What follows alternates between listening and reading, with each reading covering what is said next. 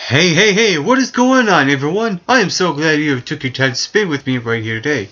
What do you think of my, camouflage shorts? Not bad, eh?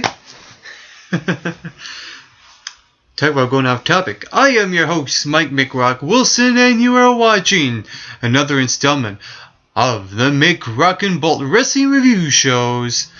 And last night was WWE Social Media Smackdown. Yes, I said Social Media Smackdown.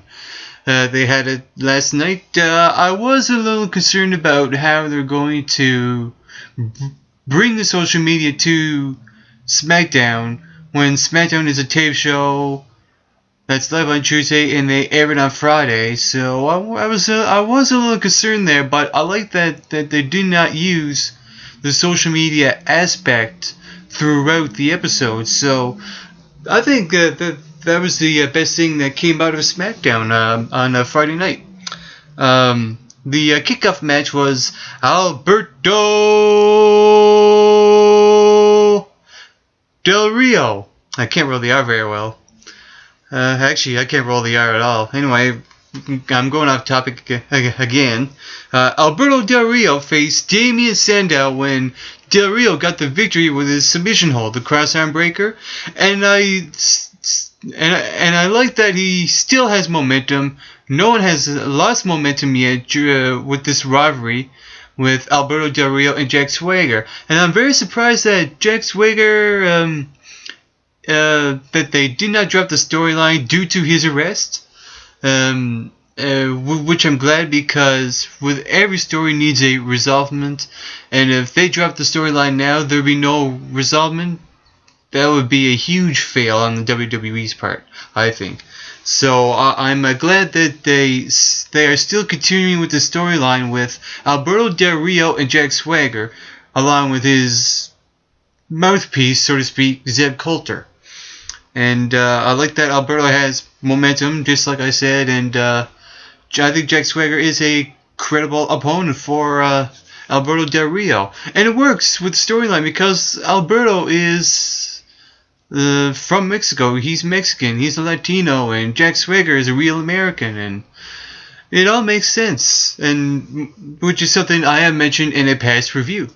In a 2 out of 3 falls match was for the United States Championship when Antonio Cesaro successfully defended his title against The Miz. I hope this is the last match between these two. Let's have them move on separate. Let's do more opponents. Excuse me. I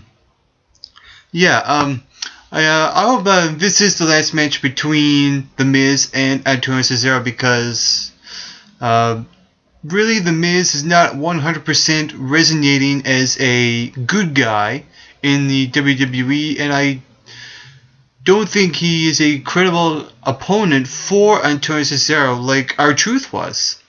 So I hope that, like I said, these two move on. Antonio finds his own opponent, and have The Miz, do more segments with his talk show. In a tag team match, it was Daniel Bryan and Kane, the tag team champs. They faced the primetime players again. Only this time, Daniel Bryan had one arm behind his back, and Kane had a blindfold on. And the funny thing is that the blindfold had a go face on it. So just imagine the shenanigans that happened throughout this match. I like that they are still continuing with, the back and forth, they like each other, they don't like each other, this whole back and forth, the story with Daniel Bryan and Kane. It's so entertaining.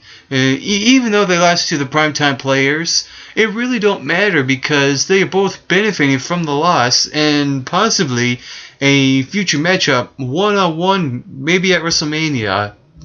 That'll be alright with me. And also, Fandango. No way. I don't think I even got that right. Even Johnny Curtis would tell me. Well, that's who he is, Johnny Curtis. If you don't know Johnny Curtis, he's from NXT, and now he has a gimmick called Fandango. He's really flamboyant, and he was supposed to make his in-ring debut, and I like that with his backstage interview with Matt Striker, I like that he said, "When you get my name right, I'll debut," which is probably never, but what I liked about it is the tease of the debut of Fandango. So I hope that the WWE builds him up slowly and not do anything too soon like to do with other superstars, such as Jack Swagger, Mark Henry. When they came back, they were too soon. They were building up fast. That could set them up for a big fall. I don't know, but let's just see where it goes from here for Fandango. Anyway, the main event was The Big Show versus the Viper, Randy Orton. And what I liked about this match was that even though there was a disqualification when the Shield came out, I liked that before SmackDown went off the air, there was a stare down with the Big Show and the Shield.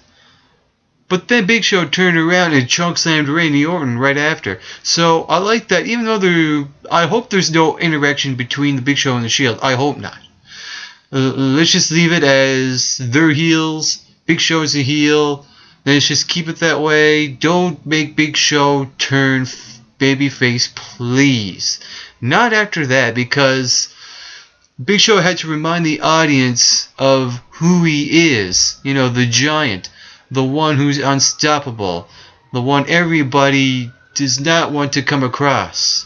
So I like that even though he got the stare down, he turned around and chokeslammed Randy Orton, reminding the audience of, like I said, who he is. And I hope that things on SmackDown. I thought that last night's SmackDown was okay. I give it around 7 out of 10. And that is my review of Friday Night SmackDown. Do you hear the sirens? They go by here like, I don't know, every 5 minutes. My God. There's no end to it.